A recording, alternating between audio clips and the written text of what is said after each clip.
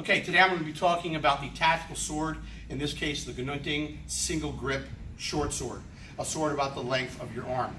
Now in this use of the weapon, there is no sport application. It is live or die, kill or be killed. All right? That being said, we can all agree you have to cut the guy before he cuts you. In order to do that, you need a coordination with your lower body and your upper body. But you also need something that I call sighting and tracking.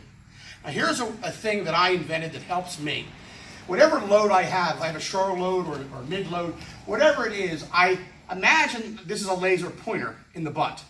And I'm putting that dot where I want my strike to go. It works very well. So if Mike is chambering, he's loaded, I'll put that right on his wrist, it'll go there. If I put that dot on this hand, it'll go there. If I put it on his head, it'll go there. So from here, I'm going to execute a very simple action. I'm coming at Mike with a broken, and he weaves out of my way. So he feels that this is my range. So coordinating the lower body with a simple step and the upper body with a number one, he feels that's all he's got. So what I do is when he does that, I execute takeoff, and I'm able to close the gap. Now we've all seen that before over here. The takeoff is a fundamental footwork in Pekiti-Tirsia, but when do you use it? So from here, I'm like this, and then I execute, there I am, closing the distance. These are training blades, by the way, safety blades.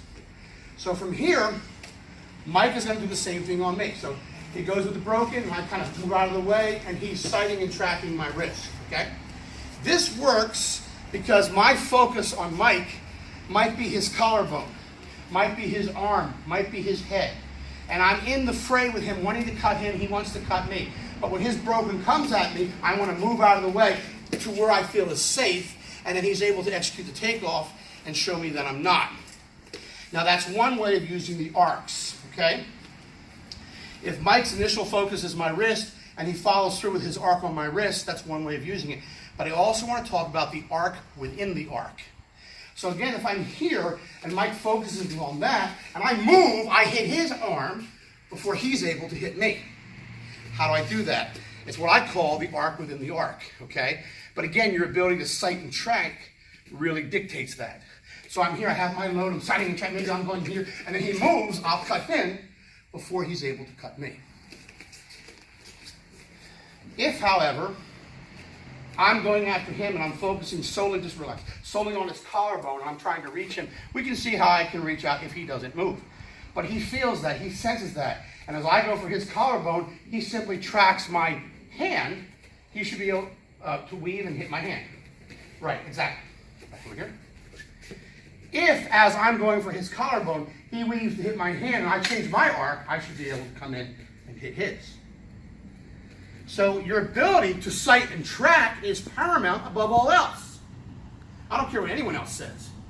If you can cut him before he cuts you, you win. Whether or not you're executing more elaborate footwork or doing simple weaving and just very simple calf stepping, if you can cut him before he cuts you, it's better. Okay, who would argue that in his weapon fight? So again, here, I'm sighting and tracking, trying to cut him. He focuses on me here, he executes his takeoff, and I cut him before he's able to cut me. We'll build on this more, but this is a beginning for you to understand the deeper material. Thank you.